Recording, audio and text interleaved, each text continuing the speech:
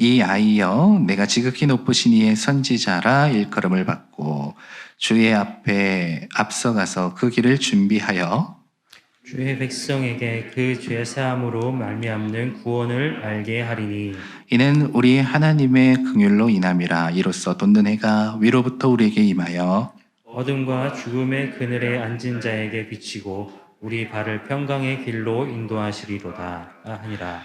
아이가 자라며 심령이 강하여지며 이스라엘에게 나타나는 날까지 빈들에 있으니라. 아멘. 아멘. 오늘 아까 말씀드린 대로 대림절이고요. 대림절이 예수님께서 태어나시기 전 4주일간의 기간을 대림절이라고 합니다. 그래서 보통 우리는 이 시간 동안에 예수님의 탄생을 기다리는 자의 마음으로 이렇게 영적인 시간을 보내고 있죠. 이런 시간을 보내면서 예수님의 탄생과 함께 맞물려서 생각해 보면 아마 가장 쉽게 떠올릴 수 있는 단어가 아마 소망이라는 단어일 것 같습니다. 한밤중에 천사들이 목자에게 찾아가서 예수님의 탄생을 가르쳐 주시고 알려주신 그 사건, 평범하고 어두움 속에 있었던 이들에게 소망이 무엇인지를 보여줬던 사건이고요.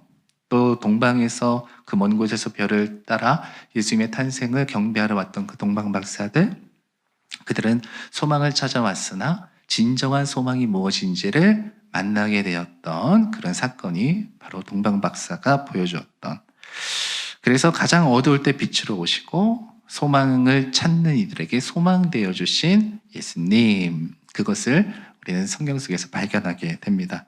그렇습니다, 여러분. 그래서 예수님은 우리에게 소망이십니다. 여러분, 근데 예수님의 소망이라는 그 말 그 자체는 예수님이 소망이지만 우리가 그 예수님의 소망을 담고 있는, 예수님을 소망으로서 담고 있는 자라는 말이기도 합니다. 성경에서는 영적인 신비를 알려주셨는데요. 예수님께서는 내가 너희 안에, 너희가 내 안에 거한다, 이렇게 영적인 신비를 알려주셨습니다. 아, 우리 같은 존재 안에 예수님이 계신다고? 아, 그 우리 같은 존재가 예수님 안에 담길 수 있다고? 예수님 그렇게 된다라고 말씀하셨습니다. 영적인 신비이죠. 마찬가지로 예수님을 소망한다는 것, 예수님이 소망이 되신다는 것은 그냥 저 멀리에 있는 어떤 소망을 우리가 바라본다는 것이 아니라 그 소망이 내게 담겨 있다는 것을 말하고 있거든요.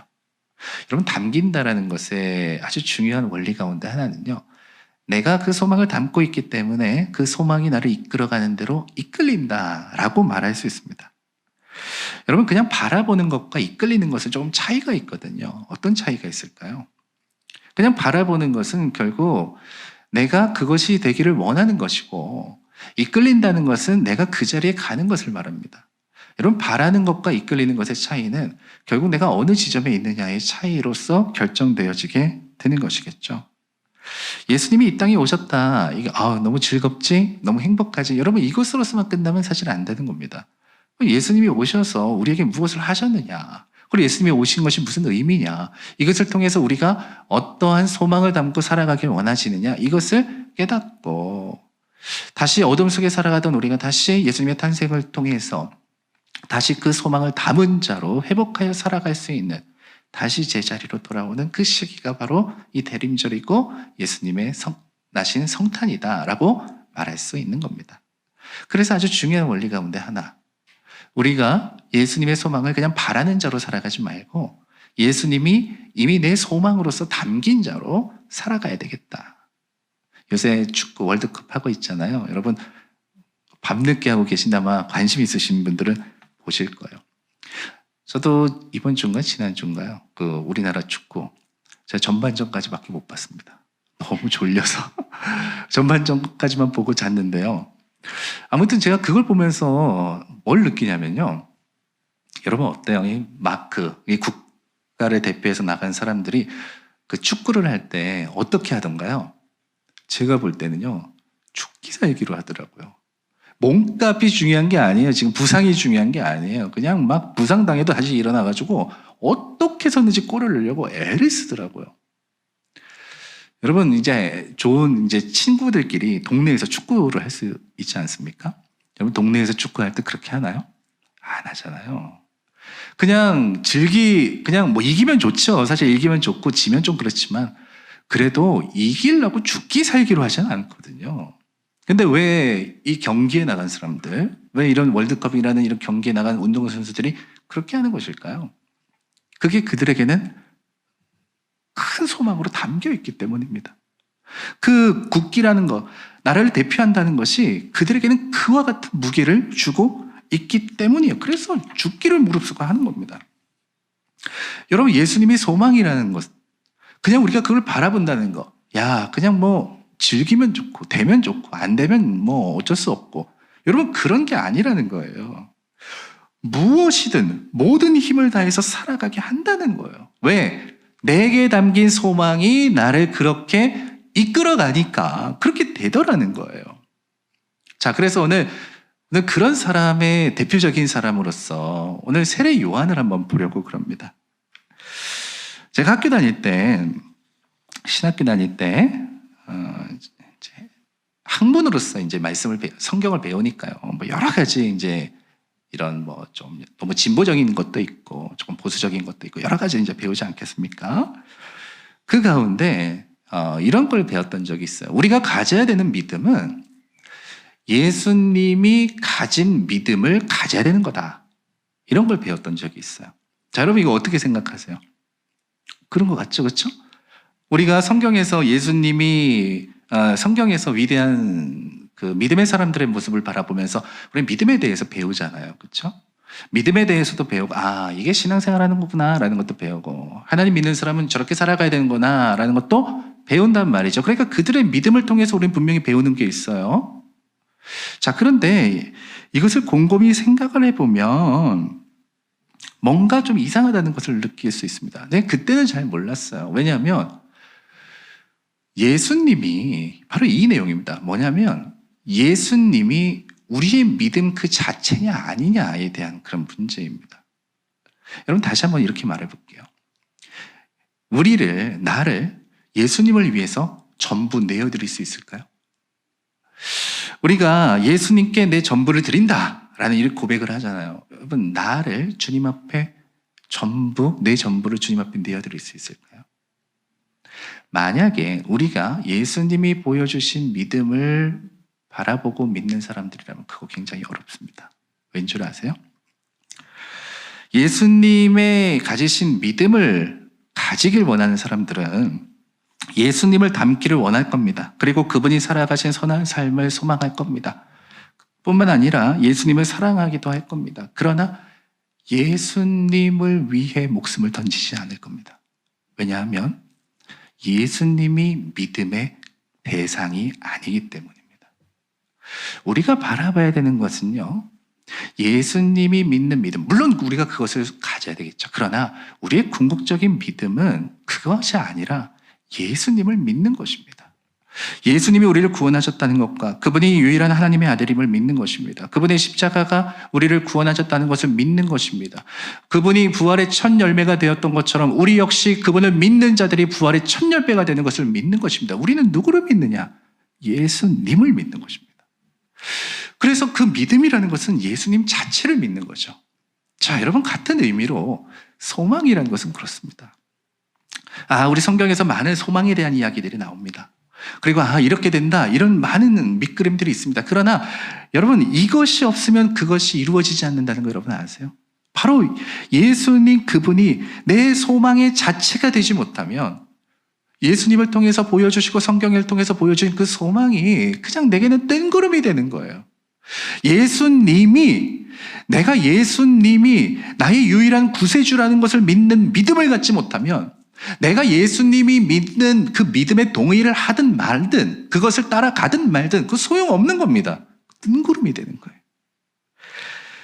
그래서 중요한 것이 뭐냐? 우리는 예수님 그 자체를 소망으로 담고 있는 사람이다. 여러분 이것을 우리가 기억해야 되는 거예요. 그래서 소망을 바라는 자와 그 예수님 그 자체가 소망인 자는 다르게 살아갈 수밖에 없어요. 결국 그저 소망을 바라는 자들은 내 소망을 끊임없이 대입하면서 살아가는 방식이라면 예수님이 소망 그 자체가 되시는 분은 예수님께 이끌려 살아갈 수밖에 없는 거예요. 그것을 누가 보여주었느냐? 세례 요한이 잘 보여주었다. 자, 요한에 대한 이야기를 우리가 일화를 살펴보면 굉장히 신비스러운 것들이 있습니다. 특별히 막 천사도 만나고 그런 기적과 같은 이야기들도 일어나고 그렇지 않습니까? 세례 요한이 출생한다는 예언을 들었을 때 아버지가 믿지 못했죠, 사가랴가.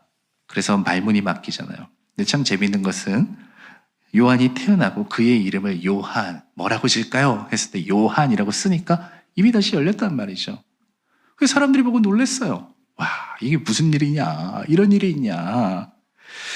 이때 요한의 이웃뿐만 아니라 친척들도 함께 있었는데 이 모습을 보면서 그들이 이렇게 얘기를 했습니다.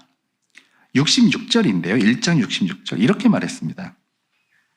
듣는 사람이 다 이 말을 마음에 두며 이르되 이 아이가 장차 어찌 될까 하니 이는 주의 손이 그와 함께 하심이러라. 사람들이 보니까 놀랬어요. 왜? 야, 하나님의 손이 그와 함께 한다라는 것을 보고 놀랐단 말이에요. 그랬더니 뭐라 그래요? 이 아이가 장차 어떻게 될까? 자, 이 아이에 대해서 무엇을 가진 거죠? 기대감을 가진 거예요. 야, 하나님께서 쓰시니까 야, 이 아이를 통해서 하나님 놀라운 일을 하시겠구나. 야, 놀랍다, 놀랍다. 과연 이 아이의 미래가 어떨까라는 생각을 하게 됐다는 거예요. 자, 그럼 여기서 한번 생각해 볼까? 자, 이 기대감은 내가 가진 기대감일까요? 아니면 하나님께서 그들에게 주신 기대감일까요? 여러분, 여기서 조금 묘하게 갈리게 되죠? 여러분, 여러분들이 생각하는 위대함이란 건 도대체 뭘까요? 자, 한번 이런 생각해 보세요. 하나님이 나를 쓰신대. 아, 하나님이 우리 아이를 쓰신대. 여러분, 그럼 뭐가 먼저 머릿속에 딱 떠올라요? 야, 하나님께서 얘를 아주 위대하게 쓰시겠구나. 아주 놀랍게 쓰시겠구나.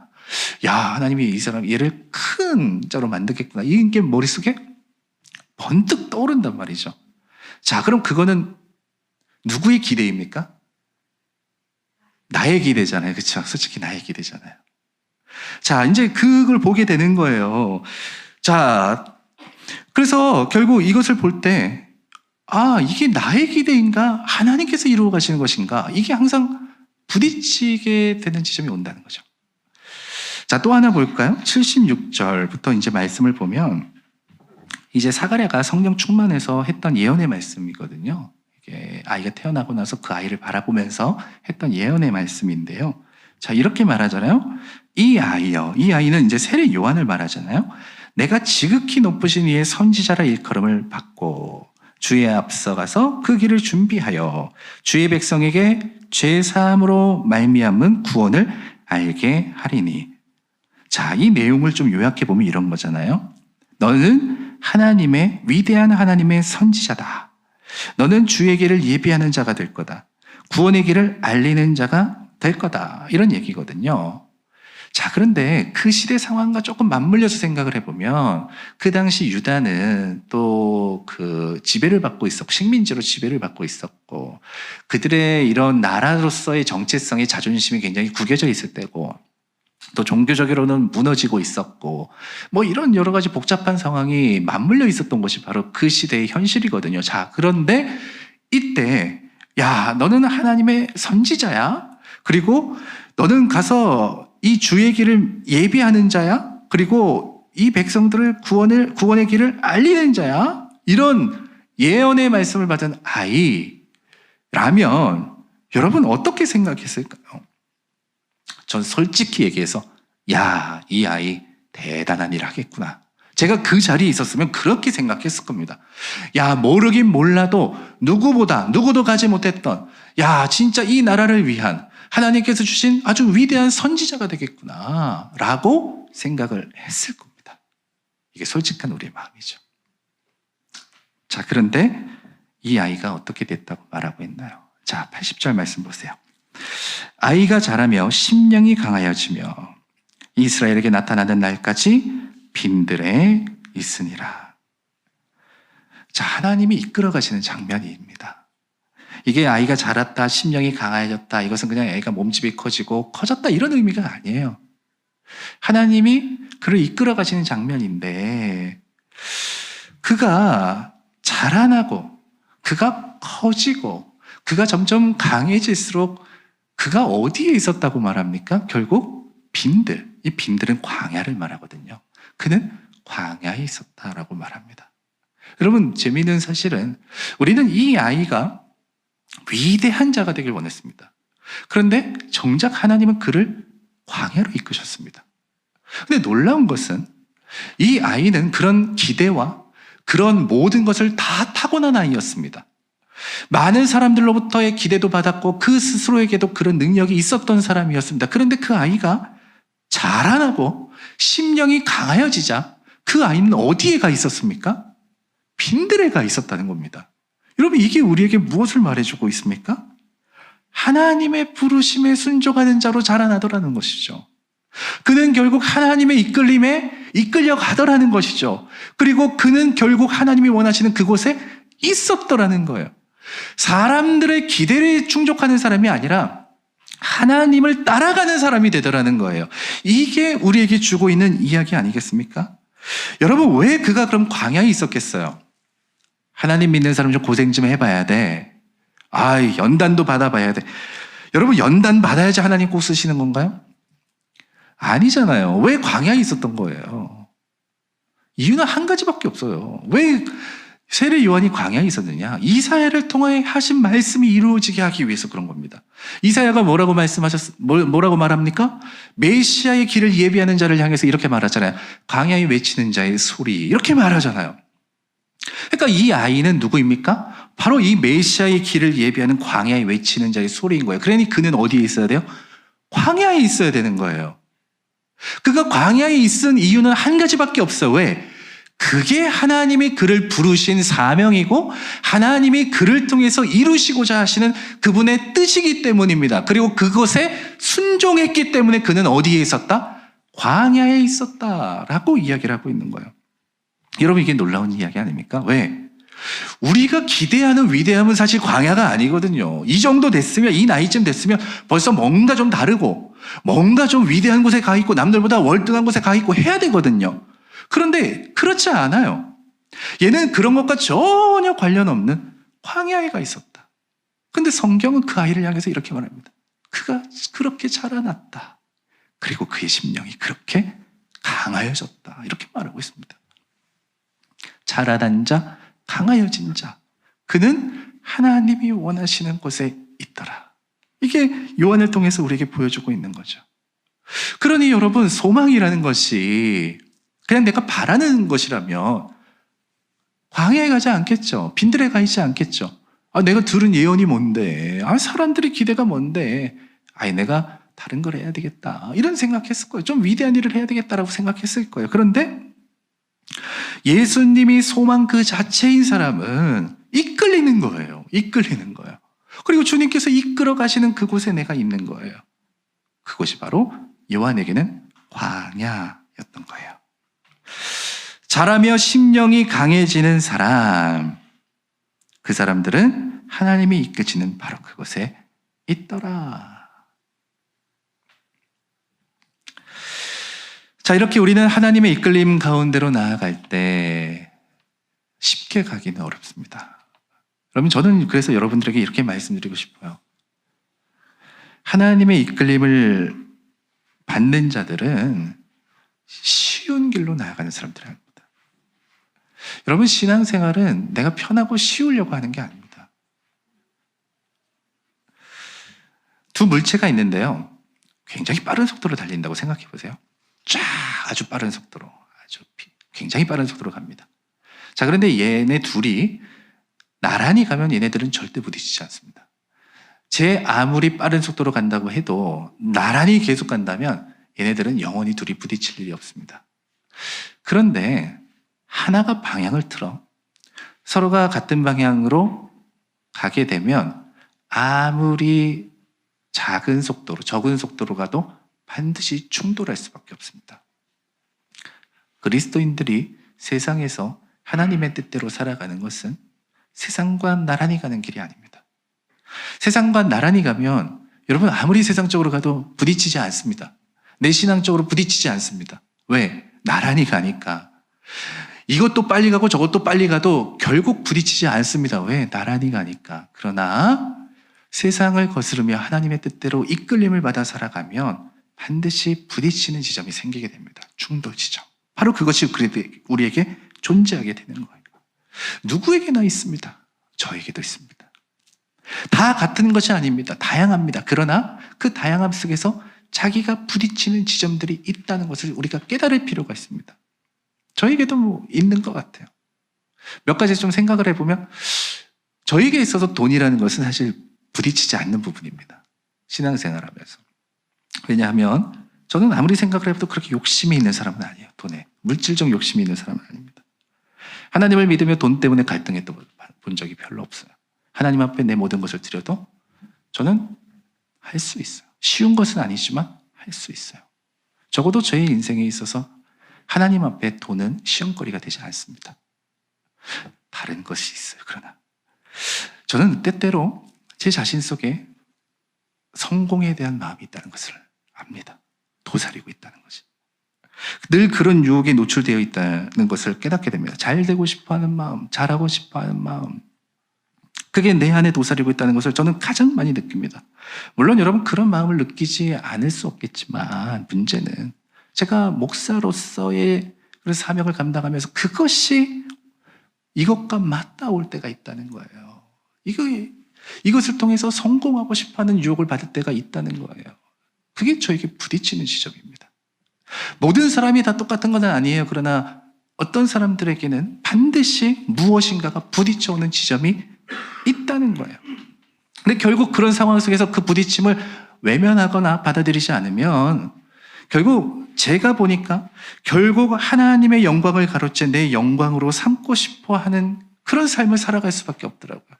그럼 이것을 그냥 두어서는 안 되겠다. 이 부딪힘을 해결해야 되겠다라는 생각을 하게 됩니다.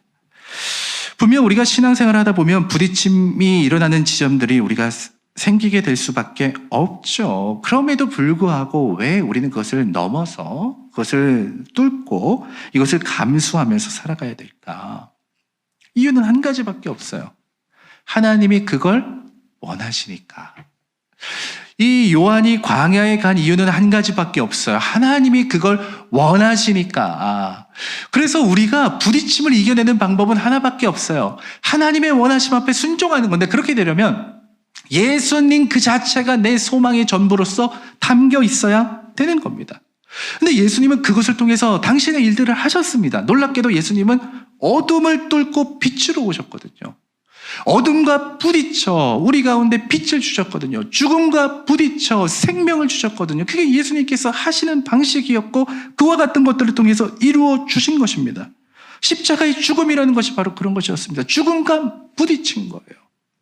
그래서 하늘의 미랄이 땅에 떨어져 썩으면 어떻게 된다고 말합니까? 결실을 맺는다는 겁니다. 여러분, 신앙은 그런 거예요. 부딪혀 그때 내가 죽으면 하나님께서 일하신다는 것입니다. 그게 신앙입니다. 그게 믿음입니다. 그게 소망을 담고 있는 사람들의 모습인 겁니다. 이걸 보여준 것이 바로 세례 요한 아니었겠습니까? 그는 사람들의 기대 속에서는 위대한 사람이어야 했습니다. 누구보다 높은 사람이 되었어야 됩니다. 그런데 그의 삶을 돌이켜보면 아닙니다. 예수님을 비치는 자로서 그분은 점점 드러나야 되고 자신은 점점 사라져야 되는 삶을 살았습니다. 그리고 그는 그것을 주저하지 않았습니다. 예수님은 사람들 속에 있었으나 그는 광야로 나아갔습니다. 그게 그가 살아가는 방법이었습니다. 메뚜기와 석청으로 음식 삼고 약대의 털을 옷으로 지어 입고 살아갔습니다. 세상이 말하는 위대함과는 전혀 관련 없는 삶을 살았습니다. 하나님의 말씀에 순종하여 주님의 부르심에 순종하여 살아갔던 것이죠.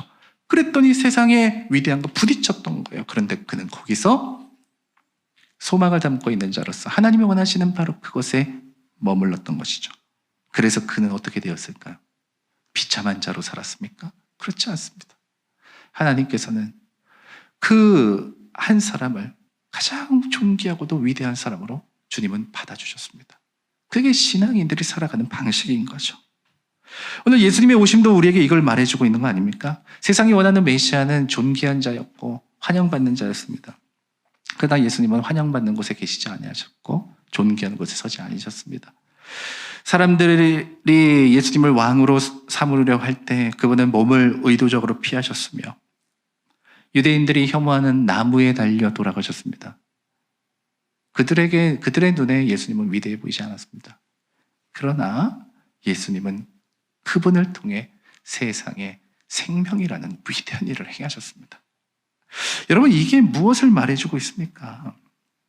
우리에게 중요한 것은 나의 기대를 채워가는 것이 아니라 하나님의 원하심이, 하나님의 뜻이 내게로부터 이루어지는 것입니다. 그러기 위해 우리는 소망을 담은 자로 살아가야 되는 것이겠죠.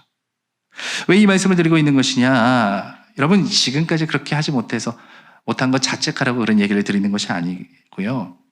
하나님께서 우리에게 오셔서 무엇을 일으키셨는지를 한번 생각해 보라는 것입니다. 자, 요한을 통해서 오늘 그 얘기를 하고 있습니다. 자, 78절, 79절 말씀 보십시오. 이렇게 말하고 있지 않습니까?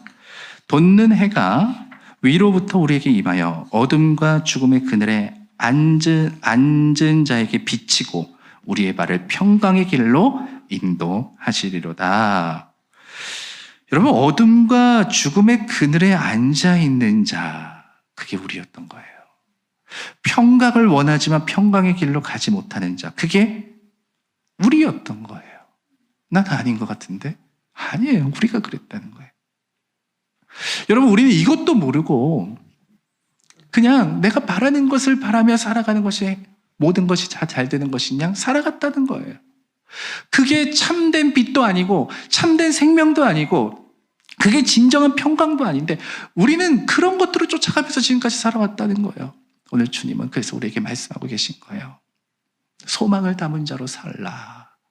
내가 너희를 어둠의 그늘, 죽음의 그늘이 아닌 빛으로 인도하고 내가 너를 절망의 길이 아닌 평강의 길로 인도하시리라 하리라. 오늘 주님께서 그렇게 우리에게 말씀하고 계신 거예요. 소망을 담은 자. 한번 이런 예를 한번 들어보겠습니다. 제 아이가 있는데 얘가 한 20살이 됐다고 한번 가정을 해볼게요. 그래서 면허를 땄어요. 운전면허. 제가 그때 마침 새 차를 딱 샀습니다. 몇 번 타지 않아 아주 새 차예요. 아직도 반짝반짝해요. 자, 그럼 여러분들이 부모라면 이 아이가 와서 이제 말하는 거죠. 아빠, 제가 면허를 땄는데 한 번만 운전해 볼게요. 제가 옆에 같이 타고 있으면 괜찮겠지만 같이 탈 상황이 안 돼요. 지금 어디 가야 돼요. 아유, 괜찮아요. 제가 조심조심. 저도 할 수 있습니다. 조심조심 몰 테니까 한 번만 몰게 해주세요. 자, 여러분 어떻게 하실 겁니까? 자, 제가 만약에 허락했다고 생각해 보세요. 굉장히 어렵지만 허락을 했다. 마음이 불안하죠? 차키 넘겨주면서 새 차인데 이거 기스 하나도 안 나는데 이거 큰일 나는데 어디 부딪히면 안 되는데 당부할 거야. 야, 조심해. 너 진짜 조심해야 돼. 절대 사고 나면 안 돼. 천천히 해야 돼. 이렇게 얘기를 했는데 덜컥 사고를 내서 그 다음 이제 온 거죠. 자, 그럼 여러분 어떻게 하실 거예요? 그럼 차가 뭐 어때? 안 다친 게 다행이지. 1번. 2번. 화는 나지만 내지 않으려고 애를 쓰며 마음을 다독인다. 3번. 그럴 줄 알았어. 이렇게 하고 화를 낸다. 여러분 솔직히 몇 번이에요? 저는 3번이라고 생각했는데 저만 뭐 나쁜 사람인가 모르겠네요. 여러분 제가 생각을 해봤는데 그래요. 사고가 경미해요. 예를 들면 이렇게 어디 딱 들이박았는데 다치진 않았어요. 근데 차는 이렇게 막 망가졌어요. 그러면 화가 나죠. 솔직히 뭐 새 차고 몇 번 타지도 않았는데 이렇게 하면 어떡하냐. 화가 날 겁니다. 자, 그런데 만약에 거꾸로 생각해서 그 차가 절벽에서 굴렀어요. 차가 완전히 부서졌어요. 근데 안에 타고 있던 이 아이는 생명의 지장이 없고 다친 데가 없어요. 자, 그럼 여러분 어떻게 생각하시겠어요? 아마 모든 분들이 그렇게 생각하실 겁니다. 이런 경우라면 살아있어서 고맙다, 감사하다 이렇게 생각할 겁니다. 왜 이 말씀을 드렸느냐 하면 여러분 우리의 삶이 어쩌면 엉뚱한 것에 집중하고 있는 삶일지도 모릅니다. 왜냐하면 어둠과 죽음의 그늘에 앉아 있는데 여러분 세상에서 내가 누리고 있는 것 여러분 그게 무슨 의미가 있겠습니까? 아니 우리가 하나님이 이끄시는 평강의 길로 가지 못하고 있는데 그냥 내 앞에 아무런 문제가 없이 그냥 평안하게 살아간다고 해서 그게 진짜 평강의 길로 가고 있는 것이라고 여러분 말할 수 있겠습니까? 우리에게 중요한 것은 작은 것 때문에 큰 것을 놓치는 어리석은 인생이 되지 않는 것입니다. 우리 하나님은 그것을 오늘 우리에게 알려주시고 계신 거예요. 차는 멀쩡한데 그 안에 타고 있었던 애가 죽는다면 여러분 그게 무슨 소용이 있겠어요? 그 차가 멀쩡하다는 것이 아무런 의미가 없어지는 것입니다. 그 순간부터. 여러분 마찬가지예요. 오늘 요한의 모습을 통해서 우리가 깨닫고 보게 되는 것은 그가 빈들에 나아갔습니다. 그가 광야에 갔습니다. 세상적으로 봤을 때 그건 위대한 것도 아니었습니다. 그런데 거기에는 생명이 있었고 거기에는 평강이 있었다는 것입니다. 그리고 그는 거기에 있었다는 것이죠. 여러분 이와 같은 소망을 품고 살아가는 저와 여러분 되었으면 좋겠어요. 하나님은 이와 같은 소망을 품고 살아가는 사람들, 이와 같이 하나님의 소망에 이끌리는 사람들을 하나님이 사용하십니다. 그들을 쓰십니다. 비록 요한은 빈들에 머물렀고 비록 예수님은 초라한 말구 위에서 태어나셨지만 그렇지 않습니다. 그분들을 통해서 그 존재들을 통해서 이 땅 가운데 사망의 그늘과 죽음의 그늘에 앉아있는 이들에게 빛이 무엇인지를 알려주셨고 평강의 길이 어떻게 나아가야 되는지를 주님께서는 보여주셨던 겁니다. 그게 바로 예수를 품은 자, 예수가 소망된 자의 삶인 거예요. 여러분 이렇게 살아가는데 부딪힘이 없겠습니까? 갈등이 없겠습니까? 이렇게 나아가는데 어려움이 없겠습니까? 그러나 우리는 나아가는 것입니다. 왜? 그것이 바로 우리의 소망이기 때문에 우리는 주저하지 않고 그분의 이끄심을 쫓아 나아가게 되는 거죠. 저는 그래서 오늘 이 말씀을 통해 여러분들에게 축복합니다. 오늘 세례 요한이 자라나며 심령이 강해졌다. 그러니까 그도 아주 아기였을 때 그렇게 한 게 아니에요. 힘이 없을 때 한 게 아니에요. 그도 어느 정도 자라고 어느 정도 강해졌을 때 그는 결국 하나님이 부르신 그곳에 있었던 거예요. 저는 이와 같이 우리가 자라나고 심령이 강해지길 축복합니다.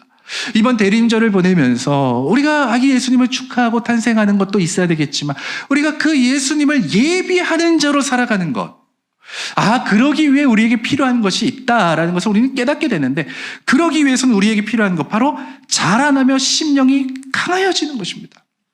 여러분들 그 소망을 품으세요. 예수님이 내 소망이다라는 것을 품고 사는 사람이 되세요. 하나님이 여러분들을 이끌어 가십니다. 그 이끌림에 여러분 부딪힘이 있어도 나아가는 겁니다. 갈등이 있어도 나아가는 겁니다. 그러면 하나님께서 어느새 우리를 자라게 하시고 강하게 하셔서 하나님이 있으라고 하시는 그곳에 세워 하나님이 쓰시는 사람이 되어질 것을 믿습니다. 오늘 여러분들에게 예수님이 그와 같은 소망으로 오셨다는 것을 믿으며 여러분들이 하나님의 뜻이 머무는 여러분들의 어떠한 빈들이라고 할지라도 그것이 바로 소망의 장소가 되기를 주님의 마음으로 축복합니다. 우리 같이 찬양 드리길 원합니다.